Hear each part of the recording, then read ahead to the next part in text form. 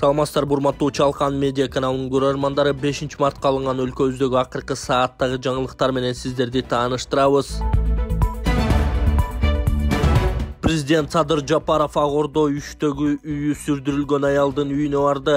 Кыргыз Республикасынын президенти Садыр Жапаров Ак Ордо 3 жаңы конушуна эч кимге айтпай сүрдүрүлгөн аялдын үйүнө барган. Президентти бир гана башкы прокурор коштоп жүргөн. Бул боюнча Ак Ордо 3 конушунун тургуну Мирбек Осмонов өз Facebook баракчасына жазып чыкты. Анда ал мындай деген: Ак Ордо 3 жаңы конушуна күтүүсүздөн Садыр Жапаров кирип келди. Журт башчы деген ушундай болот, жөнөкөй эл менен. Башкы прокурор Курманкул Зулушев дагы чогуу келди. Ак Ордо 3 конушундагы арыз муңду айтып бердик деген ал. Ошондой эле бул боюнча президенттин маалымат кызматынын жетекчиси Дайыр Орунбеков да билдирүү кылды. Президент Жапаров дем алыш күнү Ак Ордо 3 жаңы конушуна барды. Эч кимге айтпай керектүү кишилерди даярдатып койбой күтүүсүз барып эл аралап жүрөт. Жашоочулар өздөрү сүрөткө тартып социалдык байланыш тармактарында таратып жатышат. Чындыгында биз маалыматтык саясат кызматы деле билген эмеспиз. Учурдан пайдаланып айтып коюуну туура көрдүм. Кыргызстандын аймагында болуп жаткан маалыматтар, социалдык байланыш тармагындагы талкуулар боюнча мамлекет башчысынын толук маалыматы бар. Керек учурда өзү күтүүсүз келип калат. Көп учурда өзү эч кимге кабар бербей кыдырып таанышып жүрө берет. Белгилей кетсек, бүгүн барган конушта үй түртүлгөн аял тууралуу талкуу болуп жаткан болчу деген Орунбеков. Валентина Шевченко чемпиондук курун алдырып ийди.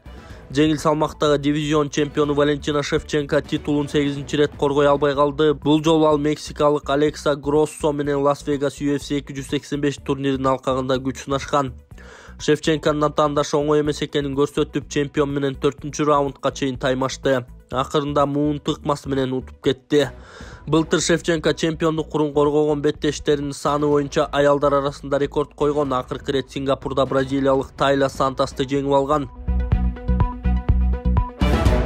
ЖКУ Кыргыз-Тажик чек арасындагы чыңалууну чечүү чарасын сунуштайт. ЖКУ Кыргызстан менен Тажикстандын чек арасындагы чыңалууну басаңдатуу боюнча чараларды сунуштайт. Бул тууралуу социалдык тармактарга эл аралык аскердик кызматташтык департаментинин башчысы, Беларустун коргоо министринин эл аралык аскердик кызматташтык боюнча жардамчысы Валерий Ревенко жазды. Анын айтымында, Минск шаарында ЖКУ өлкөлөрүнүн куралдуу күчтөрүнүн эл аралык аскердик кызматташтыгынын бөлүм башчыларынын жыйыны өттү. Кыргызстан менен Тажикстандын чек ара тилкелериндеги чыңалууну басаңдатуу боюнча коргоо ведомстволорунун жетекчилерине сунуштар иштелип чыкты деп жазган ал. Аталган жумушчу жыйын 1 мартта Минскиде өткөн. Депутат Акылбек Түменбаев өлкөдө жазгы талаа иштери кечиктирилип жатканын билдирди. Номер 35 Ак Суу бир мандаттуу шайлоо округунан шайланган парламенттеги элдик топтун лидери Акылбек Түменбаев парламенттин жалпы жыйынында президенттин жогорку кеңештеги өкүлү Алмазбек Абытовго кайрылып, Кыргызстанда жазгы талаа иштерине даярдык начар жүрүп жатканын айтты. Эл өкүлүнүн айтымында, күйүүчү май, үрөн, жер семирткичтер Айыл чарба министрлиги тарабынан кечиктирилип жатканын билдирди. Жазгы талаа иштери боюнча азыр эле коллегаларыбыз айтып өттү. Баягы жаздын бир күнү жылга тете дейт, билесиз. Эми жаз келип мына айдоо, себүүлөр жаңы башталып атат. Бүгүнкү күнү элдер кайрылып атат. Бизде эч кандай дайындык жок. Баягы солярка, майлоочу майларды беребиз, үрөн беребиз деди эле. Ошолор болобу, болбойбу деп кайрылып атышат да, ошогон болсо болот, болбосо болбойт деп маалымат эртерээк берип коюш керек да. Ошону сиз ошол кабинет министрлигине жеткирип, кандай жардам болот, ошол майлоочу, күйүүчү майларды, үрөндү, жер семирткич, ошолорду кандай жардам бере алабыз, ошону айтайын дегем. Рахмат. Саламатсыздарбы? Москва шаарындагы мекендештер, биздин такси кызматынан пайдаланууну унутпаңыздар. Эгерде сизге границага кирди чыкты керек болуп жатса, мыкты айдоочуларды сунуштайбыз. Бизде жаңы заманбап комфорт унаалар кара тизмен текшерип жардам берүүгө даярбыз. Чектөөсүз күн сайын сиздердин кызматыңыздарда. Байланыш номерлерибиз +7968 737 27 21 +7 925 343 95 96. Ата бабанын таберегин азидектөө ыйык милдет. Жапаров калпак күнү менен куттуктады. Президент Садыр Жапаров бүгүн 5 мартта кыргызстандыктарда калпак жана улуттук кийимдер күнү менен куттуктады. Ата-бабаларыбыздын бизге урпактарга калтырган табириги улуттук маданиятыбыздын маанилүү бөлүгү, улуттук аң сезимдин негизи болуп, муундардын жана доорлордун руханий байланышын бекемдөөдө, өлкөбүздүн маданий саясатын калыптандырууда негизги ролду ойнойт, деди Жапаров. Ошондой эле ал улуттук кийим бул жөн эле кийим эмес, ал элдин тарыхы, маданияты, каада салты жана жашоо турмушу экенине токтолгон. Кыргызстандын ак калпагынын уникалдуулугу анын азыркы күндө дагы калың элдин арасында колдонулуп тарыхый салттарды улап келе жатканында. Бүгүнкү күндө эгемендүү мамлекет катары таанылып, заман талабына ылайыкташкан кезде дагы жалпы кыргызстандыктар элибиздин салттуу кийимдерин урматтап, муундан муунга аяр өткөрүп келе жаткан мунун айдан ачык далили. Ата-бабаларыбыздан калган табирикти аздектеп, аны кийинки муундарга өткөрүп берүү бүгүнкү кыргызстандыктардын ар биринин ардактуу милдети, деди өлкө башчы. Мындан тышкары ал бүгүнкү майрам күнүндө маданий мурастарды алып жүрүүчүлөр болгон кол өнөрчүлөргө терең ыраазычылык билдирип, алардын колунан чыккан салттуу кийимдер улуттун улуулугун дүйнө жүзүнө таанытып, тарыхый жана маданий баалуулуктарыбызды даңазалап жатканын кошумчалады. Өлкөдө 2011 жылдан бери 5 март ак калпак жана улуттук кийимдер күнү деп белгиленип келе жатат. Кыргызстан катышат. Футбол боюнча Азия кубогунун убактысы айтылды. Кыргыз футбол союзу Кыргызстандын курама командасы катыша турчу Азия кубогу 2023 оюнун өткөрүү убактысын атады. Турнир Катарда кийинки жылы 2024 жыл 12 январдан 10 февралга чейин болот. Финалдык бөлүгүнө квалификациядан өткөн 24 алдыңкы команда катышат. Башында Азия кубогун 2023 жылы Кытайда өткөрүү пландалган, бирок бийлик коронавируска байланыштуу киргизилген чектөөлөрдөн улам иш-чараны уюштуруудан баш тарткан. Мындан улам Азия биринчилиги Катарда өтмөй болду. Белгилей кетсек, ысык аба ырайына байланыштуу футбол боюнча дүйнө чемпионатын 2022 жылы декабрда өткөрүшкөн. Андыктан Азия кубогу дагы кийинки жылы кышта болмокчу. 24 команданы тайпаларга бөлүштүрүү боюнча чучугулак 11 майда Дохада өтөт. Эске салсак, Кыргызстандын курама командасы тарыхта экинчи жолу турнирдин финалдык бөлүгүнө жетүүдө. Команда биринчи жолу 2019 жылда Азия кубогуна катышып, 1-8 финалдык баскычка чейин чыккан.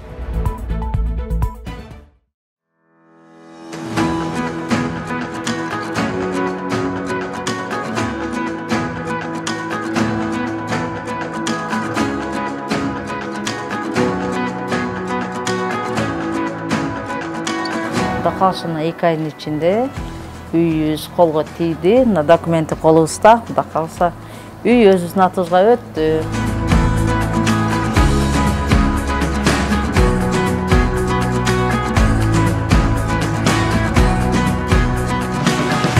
Саламатсыздарбы, урматтуу кыргыз элим. Биз ушул исламий каржылоо компаниясына кайрылып, ушу үй алыш үчүн жарым 50%-ын төгүп, анан жазылганбыз. Ушул жер үй алыш үчүн жазылган элек. Бул үйдү убагында акчасын алдык 2 айдын ичинде. Биз ушул ак өргө үйүбүздү ислам каржылоо кооперативи аркылуу алдык. Мына силерге тааныштыра турам. Мына үйүбүз негизинен 1-этаж 3 комнатадан турат. Бул биздин 1-этаждагы конок бөлмөбүз. Негизинен үйүбүз бардык шарты менен алдык. Бардык шарттары бар.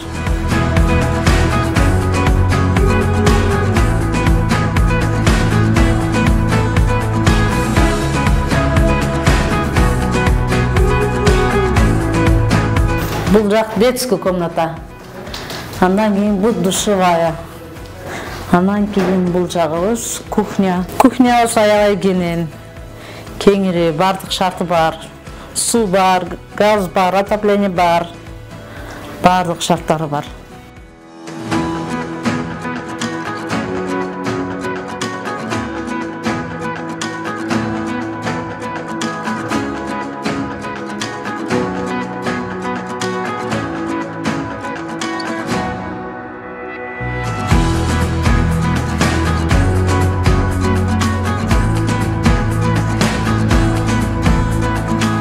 Урматтуу кыргызстандыктар, сиздерге да ушундай ак өргө үйлөр насип болсун. Эч качан ойлонбостон кыжалат болсоң ушул ислам каржылоо кооперативине сөзсүз барыңыздар, машиналуу болуңуздар, мындай ак жолтой үйлөргө сиздер да ээ болуңуздар. Ийгилик барыңыздарга. Ислам каржылоо кооперативине ыраазычылык билдиребиз. Рахмат чоң.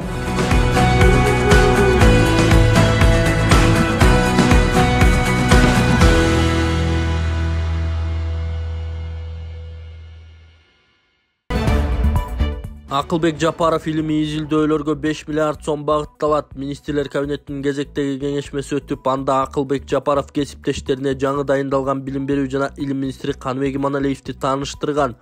Министрлер кабинетинин башчысы белгилегендей, эми жыл сайын мамлекеттик органдарга бөлүнгөн каражаттардын 1% илимий изилдөөлөргө багытталат. Бул болжолдуу түрдө жыл сайын 5 миллиард сомго жакын каражат мамлекеттик органдар атамекендик окумуштуулар жана Улуттук илимдер академиясынын түзүмүнө кирген илимий изилдөө институттары тарабынан жүргүзүлгөн. Илимий изилдөөлөрдүн заказ кылуучусу болуусу тийиш. Ошол эле учурда натыйжалуулугу өтө төмөн болгон Улуттук илим фондун кайра түзүү зарыл, деди ал.